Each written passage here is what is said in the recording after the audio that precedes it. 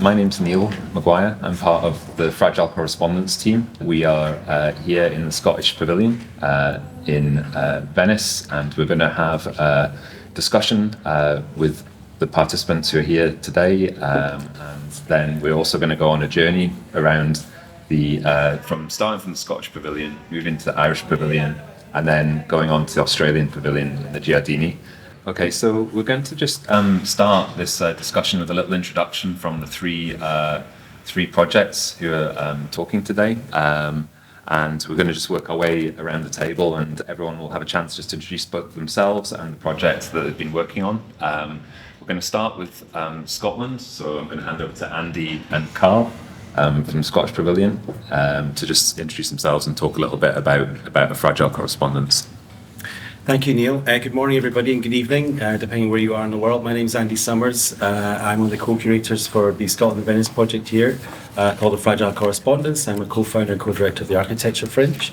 So a Fragile Correspondence basically explores language, land, and the climate emergency through 3 different locations across the country, in the highlands, islands, and the lowlands. So in Highland, we're in Loch Ness, on the north and south banks of the loch there, looking at the kind of forest ecology and the Gaelic language. Then for Ireland, we're up in Orkney, the archipelago just on the north coast of Scotland. And we're kind of looking at the liminal space there between the tides around the islands, and the language we're kind of looking at that geography through is Norn, which is an extinct language actually. And then for Lowland, we're down in Ravenscraig, just by the town of Motherwell, which is the former site of the largest steelworks in Western Europe. And Ravenscraig is now a kind of site of natural resurgence for the last 35 years. And the language that we're looking at that place there is through Scots. Carl, do you want to? Yes. Hello, everyone. I'm Carl Johnson, and I'm part of the Scottish curatorial team as well. I'm also a co-founder of /Other. Maybe I can speak just a bit more in depth about each location. Starting off with Loch Ness, which was the kind of location that /Other was focusing on. I mean, we're a big curatorial team, so we kind of had to divide and conquer a bit, each sort of sub-team.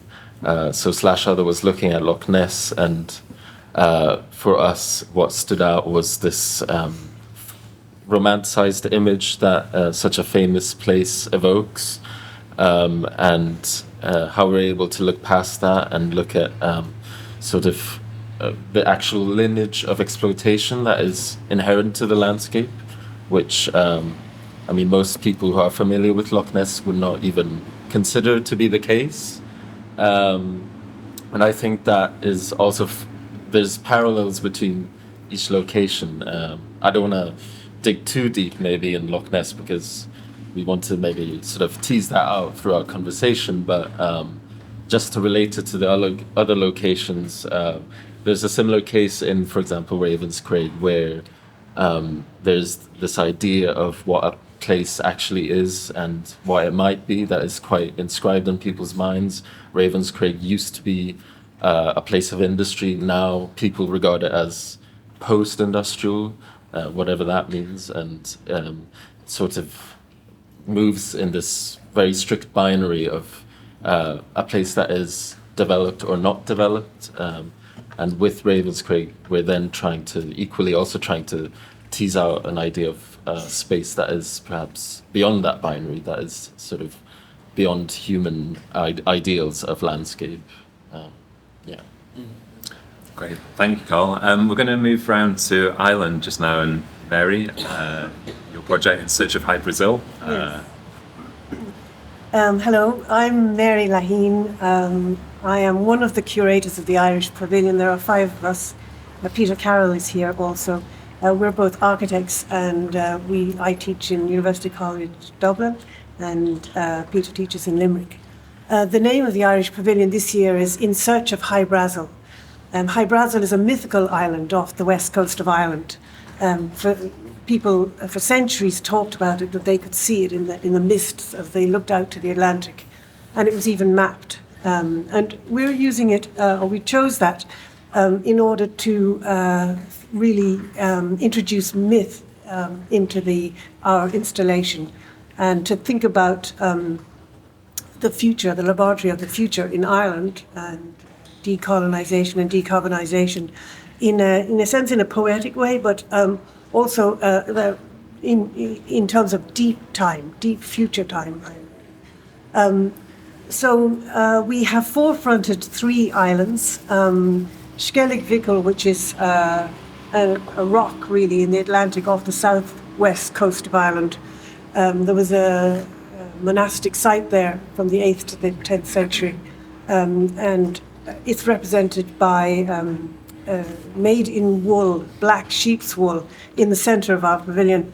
Material was really important to us, and the idea that people would experience the pavilion in an essential way, that it would be experiential.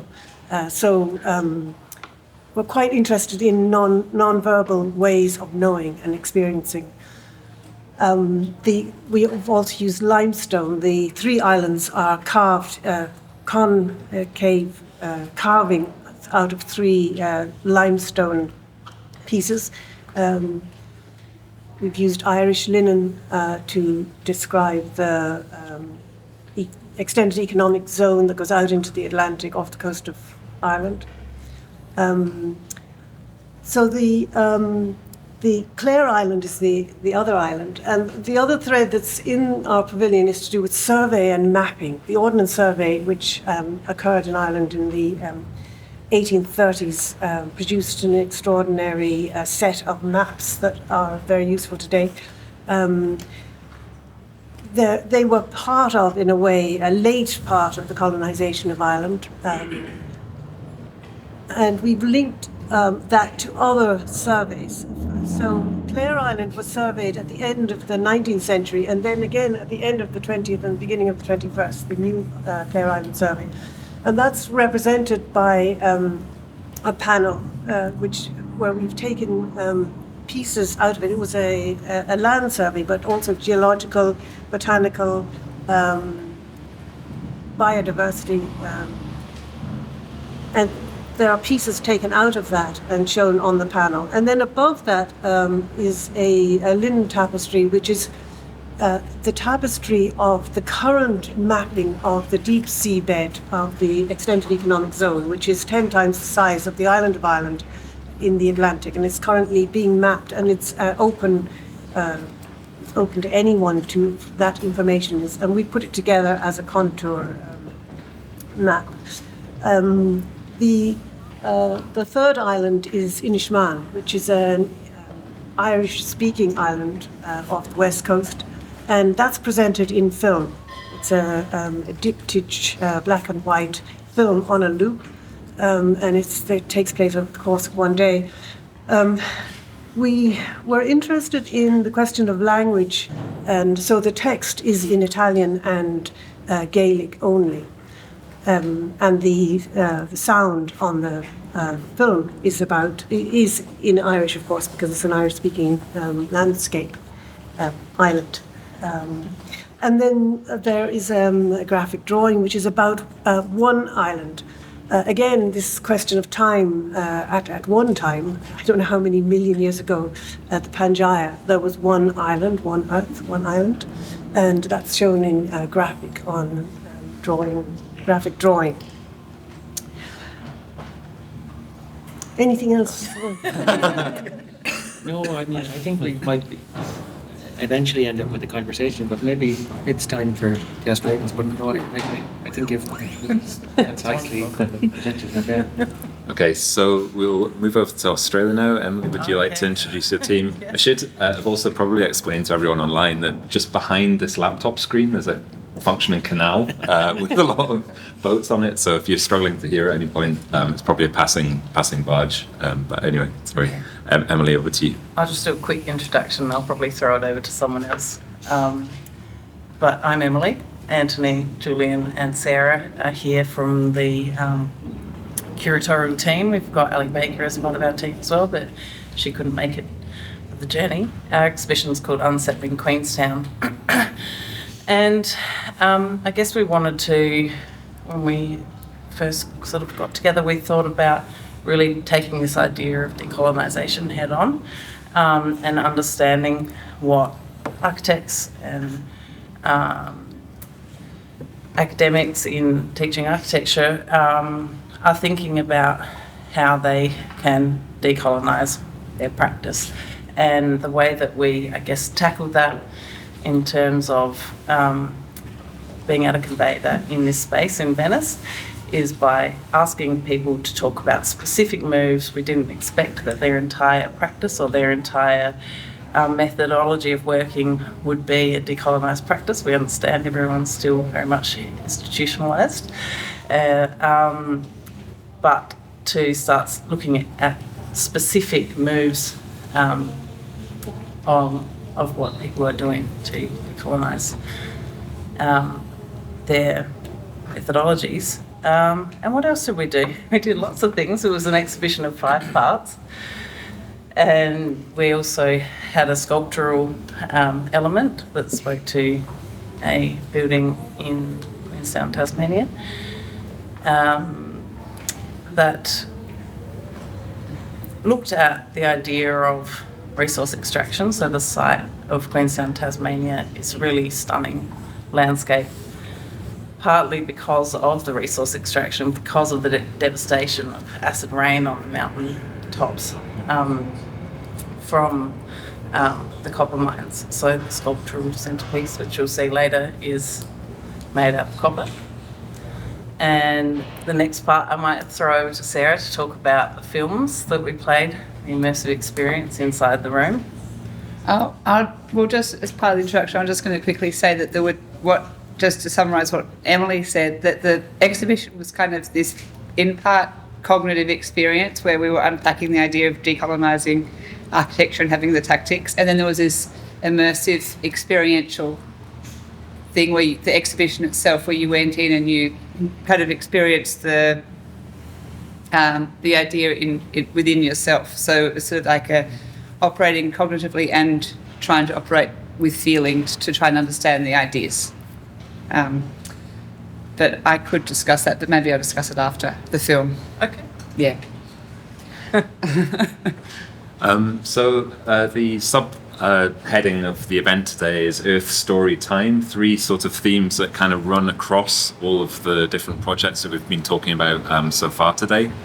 I thought maybe just to kick the conversation off, we could tackle the first of those words, Earth itself.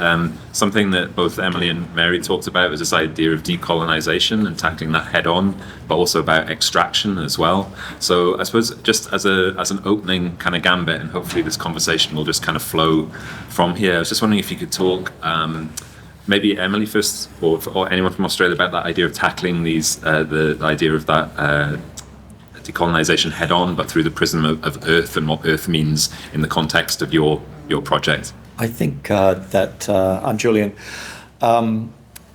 The focus in terms of mobilising these complex abstract ideas around decolonisation and decarbonisation was really around finding a place that embodied in its story, in its landscapes, the consequential realities of those phenomena. And so that is indeed the source of the title Queenstown, which is a place, initially a physical place, devoted to extracting copper ore and smelting copper ore in Western Tasmania, and the consequences of that colonial initial settlement and extraction was extreme environmental trauma and also depopulation of First Nations people. And so, in a sense, the story of Queenstown, Tasmania, is a story of the human, the complex layered human relationship to land, to earth, and to the what lies underneath the earth, and also what's above it. It's the whole atmospheric, geological, botanical, hydrological, and indeed human and historical kind of assemblage of that. So that's a starting point for us.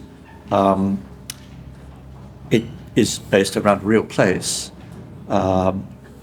Queenstown, of course, was also, we quickly understood, an idea and a kind of a template for this kind of relationship to land that could be described as characterizing all of British colonialism, at least in the 18th, 19th centuries. And there's little evidence that it's changed that much in terms of, we're talking recently about extracting resources from the moon.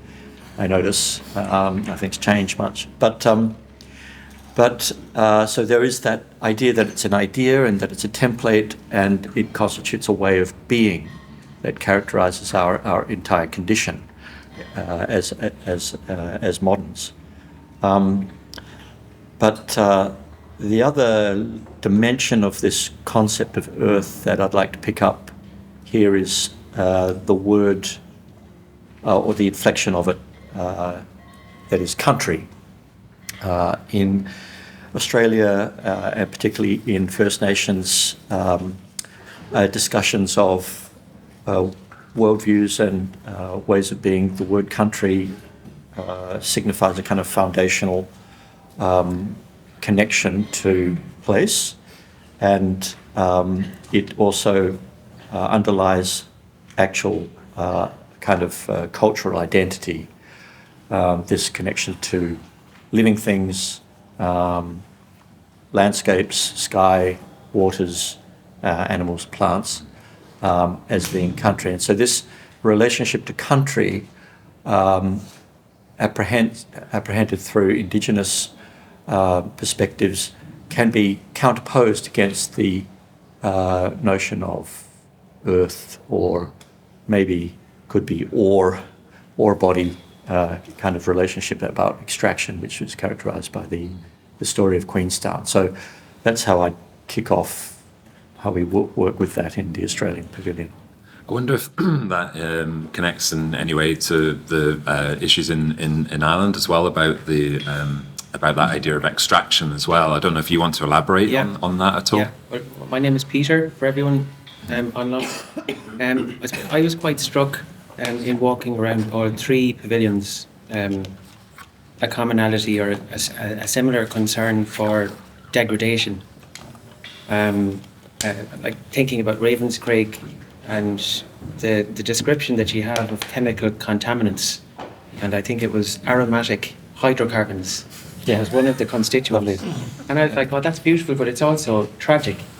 And also with Queenstown and the powerful landscape that it's in, yet you have this incredibly aggressive action of extraction and the consequential kind of weathering of that. I mean, in Ireland, I suppose we have a similar concern in relation to ethical food production and the aggression of farming, a monolithic idea of farming that is ultimately destroying our soil and our water systems. And through the moniker of High Brazil, we're asking people to reimagine their relationship with nature, that we need to shift from an idea of production and not thinking about all of the richness that comes with the language of the place, the actual place itself, and how people interact with that. So I mean, it's an opportunity to reset, I suppose, and through story, through language, through culture, not through a technocratic response of additional insulation or air source heat pumps. That's not going to be the answer. It's a lot deeper than that. And I suppose going back to this notion of earth and our pavilion being something that's quite haptic and, as Mary said, being quite experiential, we wanted people to come away with a kind of a sense of place, the sound, the texture, the weather of the place somehow. And I would just conclude by noting that in islands, looking at islands particularly, it's a very resilient place, an island. And And many of the islands in Ireland, including Inishmaan, have had to make their own soil.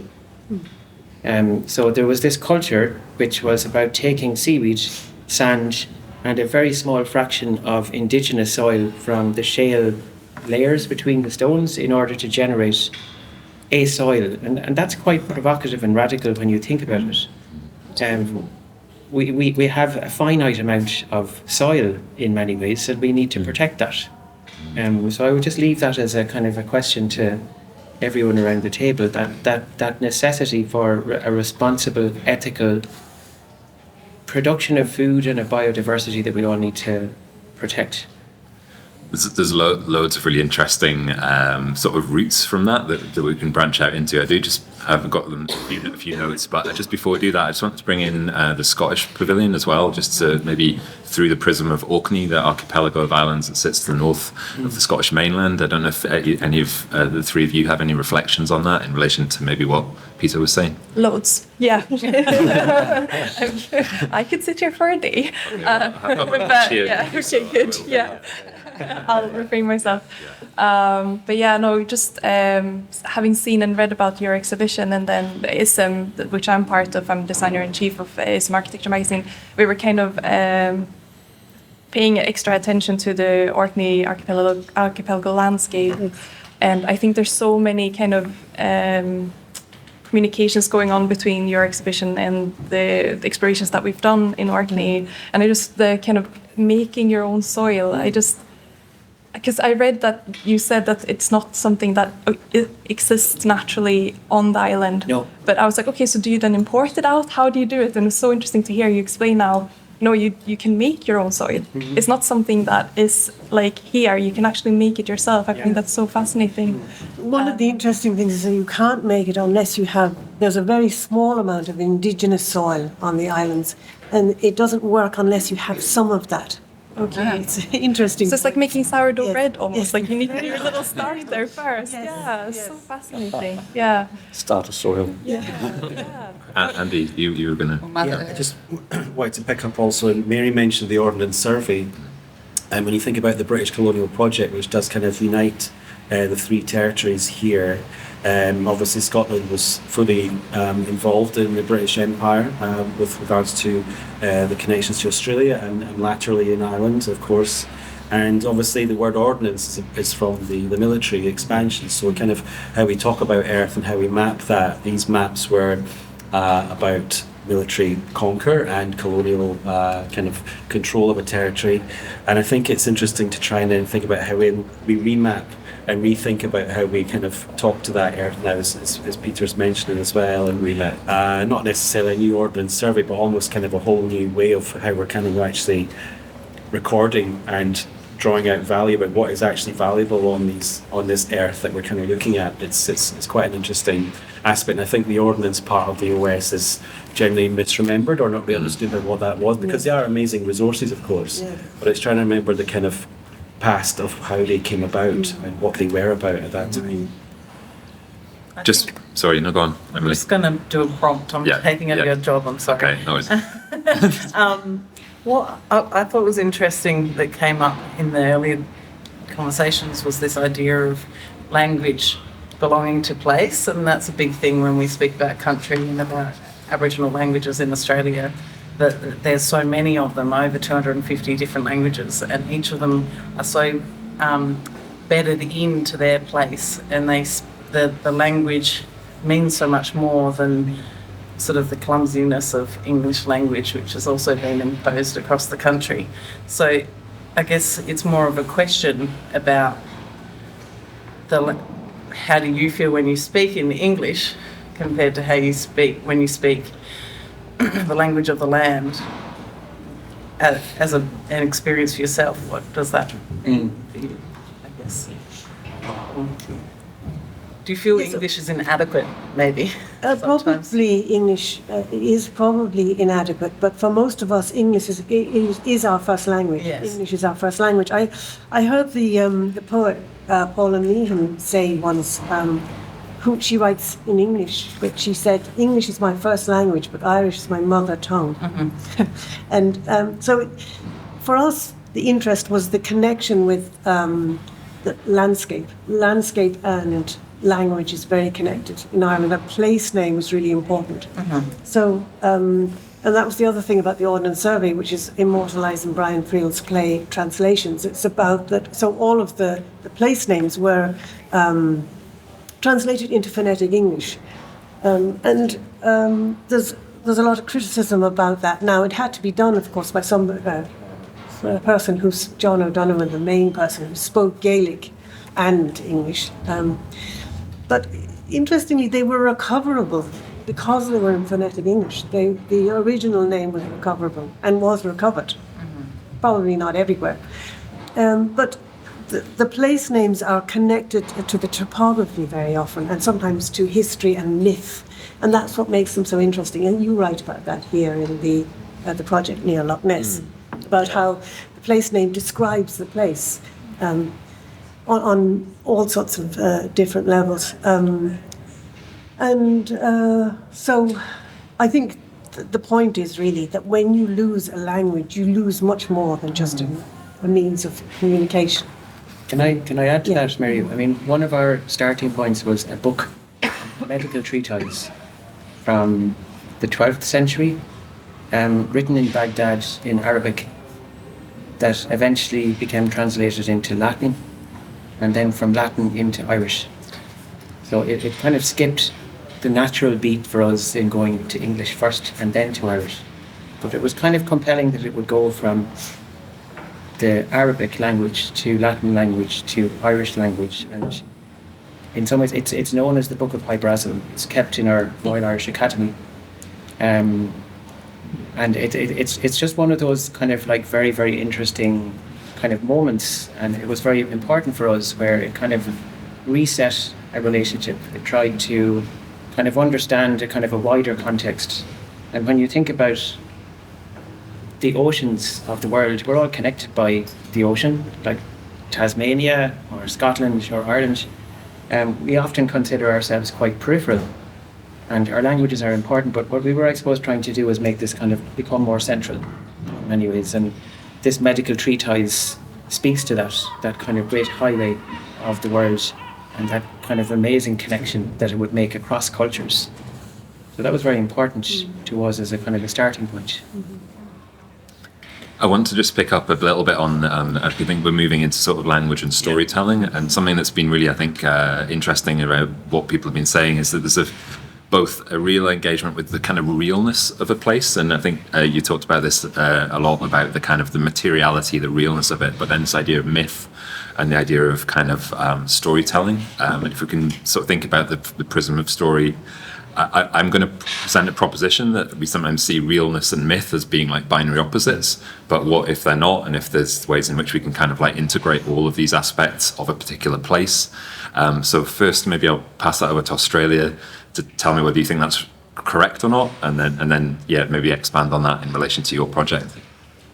I think that setting it up as a binary is a dramatic oversimplification of the way story and place and real constructed spaces come into being.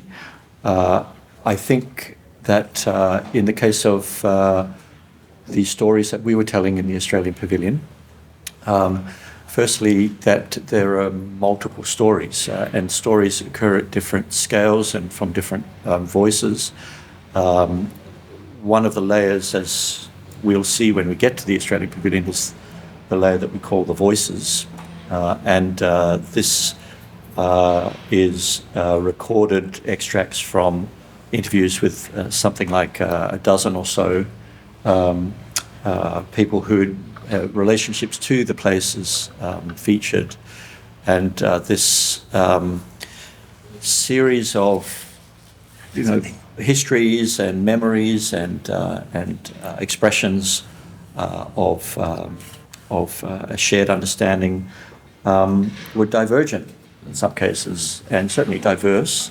And out of that coheres perhaps a collective image, a collective sense of place that is intrinsically plural and multiple. And I think the mythic aspect to this, the extent that myth is a kind of, it's like a kind of shared dream that is outside of any individual experience, but perhaps provides the ground or the foundation of possibility for everyday experience, is something that I would suggest is, in the case of Tasmania at least, today, under construction. It's not a stabilized formation. There are there's obviously dreaming in that Aboriginal sense, but this is a thing I wanted to pick up earlier a bit in relation to language. We don't know it. I mean, there's great ignorance, there's great aporia, gaps, erasures in our knowledge of this layer. And so what is happening in my apprehension in Australia today is, in addition to an attempt to excavate that inheritance, there's also a construction, a production of that mythic underpinnings going on right now. So in that sense, the real and the imaginary are really very tightly intertwined. I think the idea of unsettling something, our exhibition is called Unsettling Queenstowns, about trying to perhaps unsettle those perceived solid, singular framework roots and allow people's imagination to participate in creating another Queenstown. So, we'll see when we get to the Australian Pavilion, but ultimately there are 3 Queenstowns within that, I guess, the conceptual structure of the exhibition, and that third Queenstown we'll see as a kind of, we call it a demapping. So it's very similar to, some of the things that are going on with the Irish Pavilion, and how land is kind of thought about from I guess it's a wealth and resource perspective on one hand, and then place description on the other. And so there's an attempt in our exhibition to demap or remap what another Queenstown might be. And that's, it allows for different kinds of experiences to have an equal kind of weight in terms of how we describe place. And narrative is really key to that. And so, we can have a look at that when we get there. Do you, Carl or Andy, do you think that kind of reflects in terms of like the language of mapping and the language with which we sort of describe landscapes? I don't know if you want to elaborate on that in a context of Loch Ness, but possibly. Well, I mean, I wanted to bring up Orkney actually, to speak on your behalf, but what you were also saying earlier about sort of centering the islands that you talk about in your pavilion, the fact that for us, I think a very tangible example of where the real and the imaginary overlaps is when we visited Orkney and getting to speak with our collaborators who very sort of proudly regard themselves as the center of the world in a way, and that reflects in the imaginary, in that the sort of stories that speak to the genesis of Orkney. They do center Orkney. We have and we present that in the exhibition as well. The sort of dragon figure, that sort of the origin story. So I think it was quite clear when we went to Orkney that they don't see themselves as being in the periphery at all. They historically been in the center, really. There's maps showing them as the center of the world as well. And it's just from our mindset, the way we travel in modern times, not via water, but via land and via plane, makes all of a sudden Orkney seem like this fringe space. But historically, it would have been essentially like an essential stop around, on the way from loads of different places. So when you traveled, you would stop at Orkney. It would be a safe haven for people to stay and travel onwards. So there's the origin story of Orkney that describes storeworm that gets killed, and then the way that the body kind of it gets displaced in the water then creates all these little islands and waterways, and that's essentially giving you a map of how to travel from Scandinavia to Iceland, with Orkney being one of the body parts of the monster that's being slaughtered, and that's one thing that we have in our exhibition as well. So the storytelling, the map making, the way we see landscape currently, it's very much tied into our modern ways of being and seeing, I would say. Yeah. I think these sort of themes are, we've got some pretty strong boat competition going on here. They maybe want to join the discussion. If I could just add one or two small things. I mean, I'm just watching Julian sketching here. I don't know whether everybody can see it, but it's a wonderful narrative that's going on through this in its own story. But just for us, I mean, in this collective table here, Tasmania and Ireland have very, very strong connections with the amount of people that were sent to Tasmania. And I'm also thinking about Ireland's connection with Scotland and that amazing landscape, that ceremonial landscape in Brodgar, in Orkney, feels so familiar to us in so many ways. And in thinking about the islands of Ireland, they're crucibles of music, language, and song. Like, they're the places where things survive. Like, if you want to find Irish language being spoken, you go to the islands traditionally. That's where our Gaeltacht regions are. So in some ways, using islands as resilient communities that have all these amazing stories. I mean, we catalogued 21 stories. That's part of the narrative board, where we got people from the islands to give a story per island. And there's a lovely one there of young children describing the small white kind of dust that's carried on the back of ants. That can only be described in Irish. It's not something that can be described literally in English because there isn't the words for it. So in some ways, it's re-engaging with the landscape through story in order to understand how we want to make our relationship more meaningful going forward with nature. And if we don't do that, we're in deep trouble, I think. But it's an optimistic message, I suppose. There's lots of things there that we have forgotten in our advancement, and I suppose we're asking for a pause to think and stop about that. So I think there's lots. Sorry, Mary, do you want to come in on that? I have a little story about Orkney. So recently I was in Inishmaan. I was talking to the manager of the co-op there, because we're going to be bringing the pavilion back to Ireland, and it's going to start in the islands. And I was explaining to him about the connections with other pavilions, and I was telling him about the Scottish pavilion, and I mentioned Orkney, and he said, "Oh yes, I've been on Orkney. My father was a fisherman, and we had to stop there in a storm." Yeah. That's perfect. The amount of people I've met now when I've been talking about the pavilion that have said, "Oh yeah, I've ended up there." Like, there was a guy who was working with or being part of Greenpeace, and we're on the Greenpeace boat, and then ended up in Orkney as well because of a big storm. So yeah, it's this safe harbor for a lot of people. People just drift into this place. Isn't there a graveyard of dead ships there from World War One? World War II, is it? Yeah. So that's, So the islands are connected to each other by the sea. Yeah. Because they're all out in boats and all the time, so that they're very aware of each other.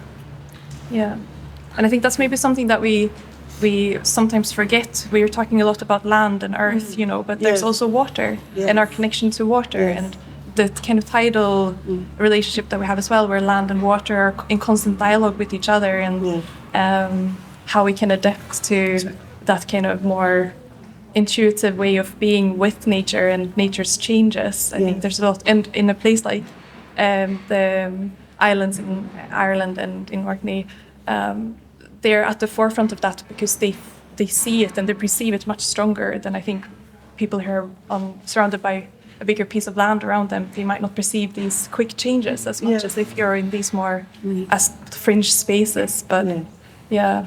How far are the islands between each other in Orkney? Like quick, are they close? Some of them are connected by causeways. So you can walk? You can walk, you can cycle as well. It's quite a huge area with several islands that are dispersed, so some are closer than others. And then the main island is actually called mainland.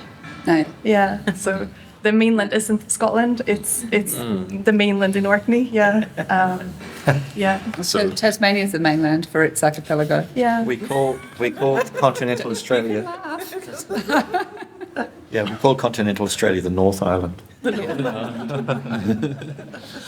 Peripheral. And massive.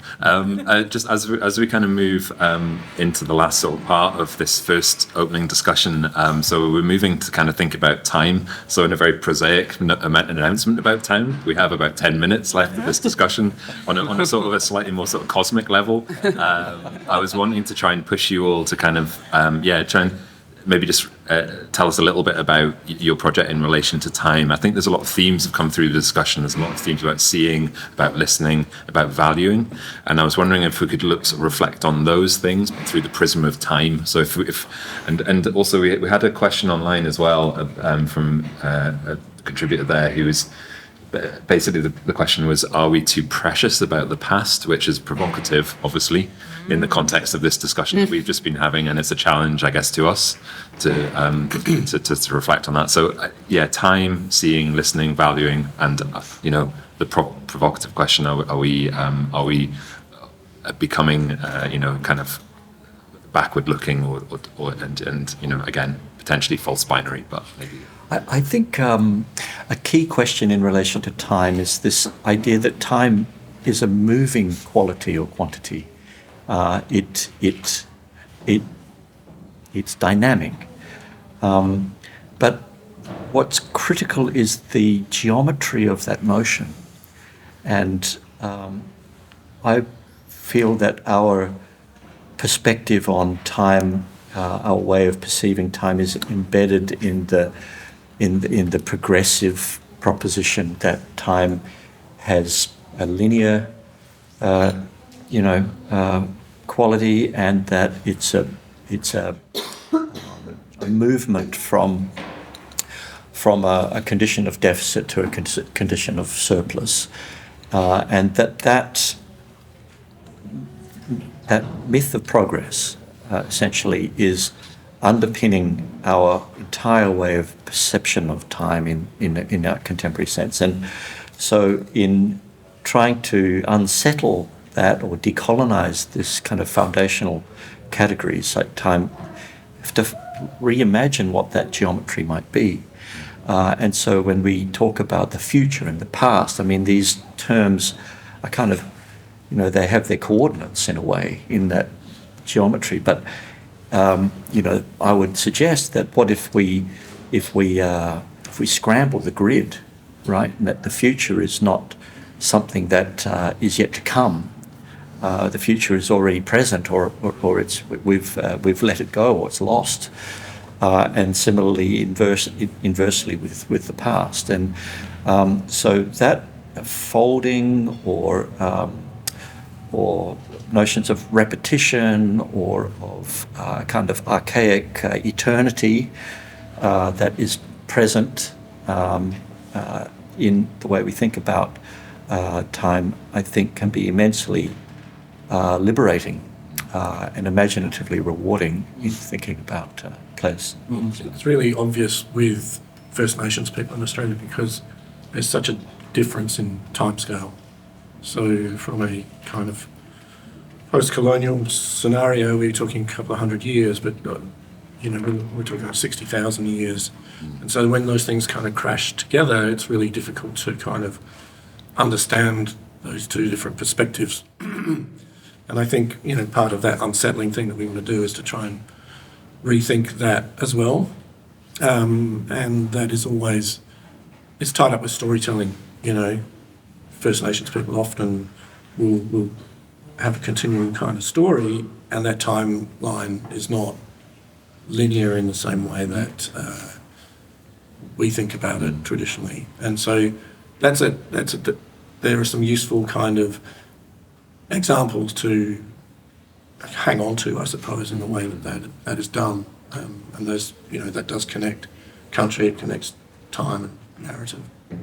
I have- Peter, sorry. I have a really sweet story, I think, that Ali told us as a team about our First Nations stories and time.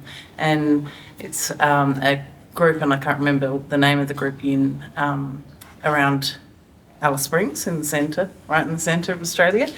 And they would have ceremony overnight, and the ceremony would last until the sunrise. And then at some stage, they changed to the ceremony would last until the first plane flew over in the day. So it was just the flight. So the reason she tells the story is that the culture is not stagnant. It's the idea of ceremony has adjusted to planes flying over. But then COVID really... And then COVID hit. And so then there was no planes. So the ceremony, they didn't know when to stop the ceremony. And so, just a little anecdote about the way that, particularly when we speak to Aboriginal people in Australia, they say it's continually changing. Our stories are growing and evolving, and we can still learn a lot from them, but they're not stuck in the past, and I guess that's a little bit of a response to the problem. It's nice also, that story, because it highlights a situational reading of time as opposed to some abstracted clock time model, right? Something that responds. In this case, it's a plane going up ahead, but it could equally be the appearance of the wallabies in the evening, or when a flower blooms in a particular season. Peter, very briefly, just thinking about the full moon last night and tonight, and the high water level, and all of the amazing ceremonial landscapes here that we've been seeing in Orkney, and indeed the Aboriginal songlines and their relationship to the landscape. I mean, in our context, we kind of wanted to slow things down in our installation, and people sit on sea sacks and they stop, and the natural light falls through the windows, and there's from day to night film that Mary so capably directed, and there's this need, I think, in not so much thinking about the kind of conventional thing of time, like from 5 million years ago, Pangaea drawing through to today. It's almost like all of the insects, the microscopic insects that we have on our narrative board, are all dependent on an idea of the moon.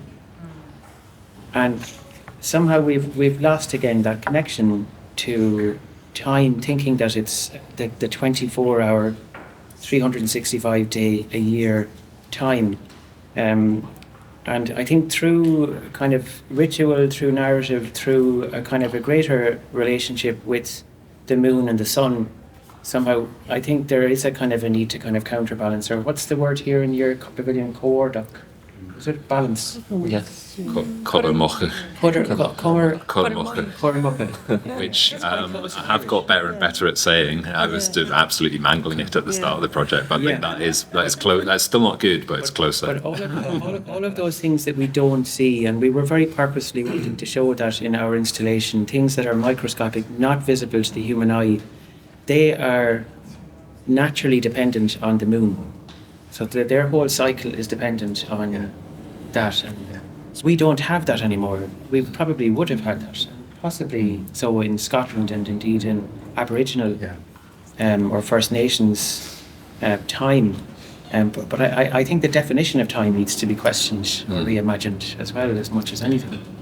Mary and then Andy, and then we'll need to bring things to a close. But Mary, I was thinking of the myth of progress, and thinking that maybe we should call it theory of progress, but to associate myth with that idea, which we've realized is really our undoing, and that the linear view of time subvert that and think in a more multidimensional and different way.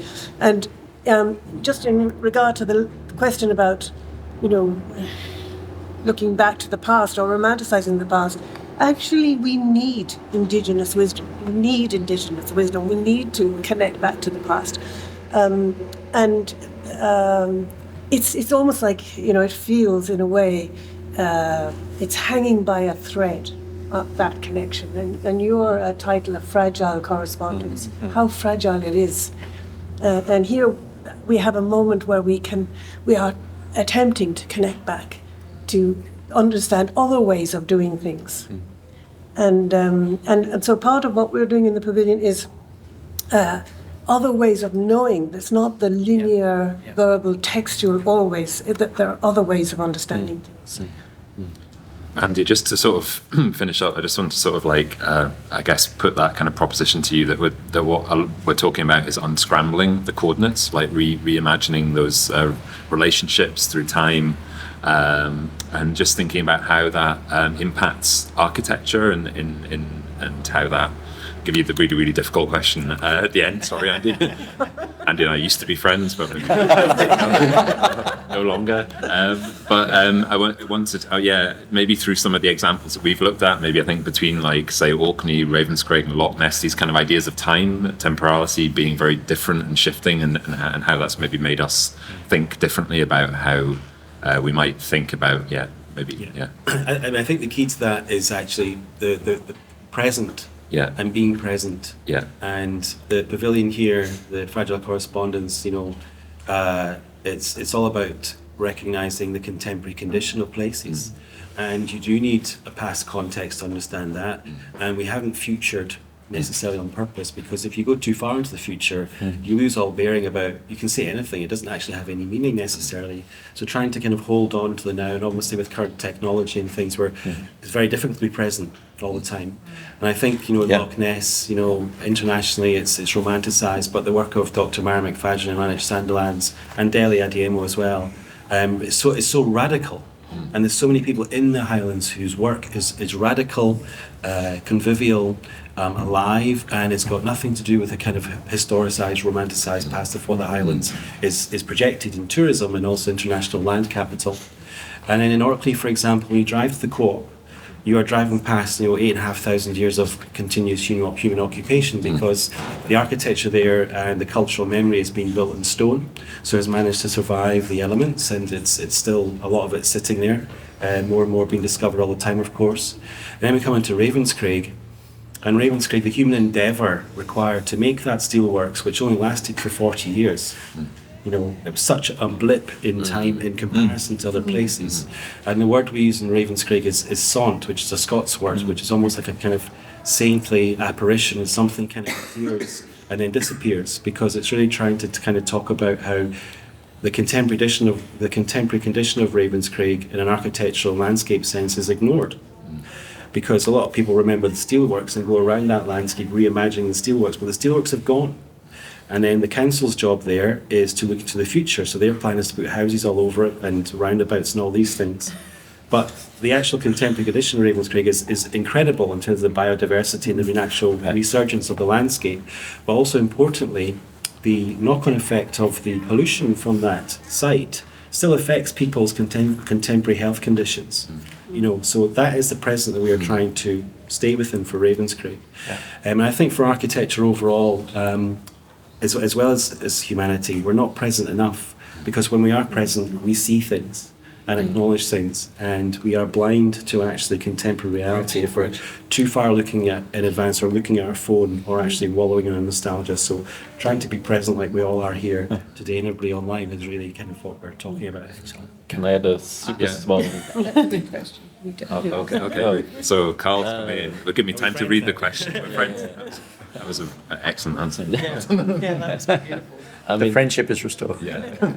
Just super quick on what the contemporary condition that you're talking about. I mean, I think a good example of that is Dele Adiemo's work in Loch Ness, where it he recognizes that if you look at the here and now long enough, you realize that actually several scales of time are working in tandem, So just, I mean, there's so many layers to his work, but as an example, you know, he's talking about the current condition. Well, he's mirroring the sort of current condition of extraction and industrialization of sort of tree farming in Loch Ness. But then with the sort of Scots pine, that's the sort of centerpiece of the work, he's actually recognizing that there's a sort of sense of deep time happening at the same time, where suddenly we, because of climate change, sort of bogs local to the area have been receding, and suddenly all these 10,000-year-old tree roots have been exposed. So you recognize that actually several scales of time are happening at the same time, and that's what happens, or that's what you recognize if you look hard enough. Yeah. Okay, thank you, everyone. We do have one question online, which, if with your indulgence, we'll just ask as well, from Kath McNeil. So they're saying, how do you imagine how the stories of place and land be translated into built forms today? And Sarah, you were quite keen that we should answer this question, so I was going to... I'm not going to answer it, but I did think it was an architectural question, and it felt right that it would be a good... Anthony could answer that. That's his PhD. So,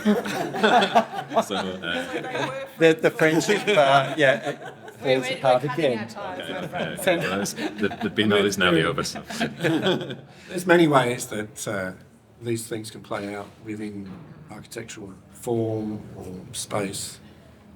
Some of these things come up in our exhibition, I guess, and so maybe rather than kind of talking too much about that now, we can kind of revisit that when we get there. But you know, there are semiotics, obviously, and then there's, you know, how do you make dialogic space, and these are all kind of interesting questions, and I think that architects do that. It's not necessarily consciously, and I think the way when you're designing something, the way you kind of imagine people moving through that space and revealing certain things at certain times, there's a narrative that's always kind of playing out.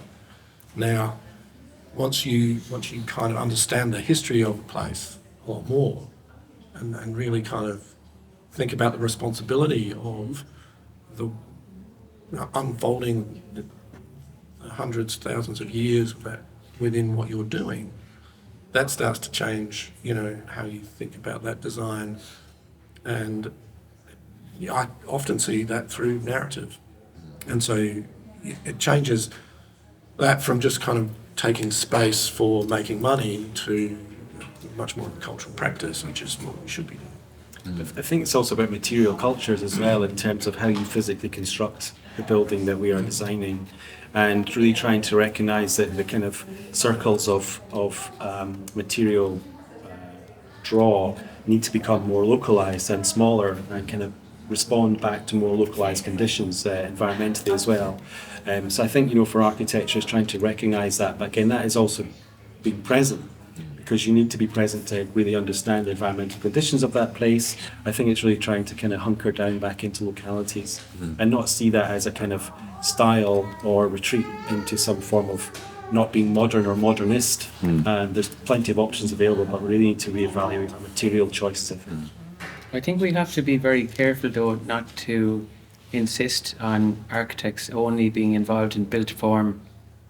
And in some ways, the requirement now is for us, with our ability to be able to synthesize and look across disciplines, that we must engage in larger issues, larger themes. And I think architects are uniquely positioned to do that.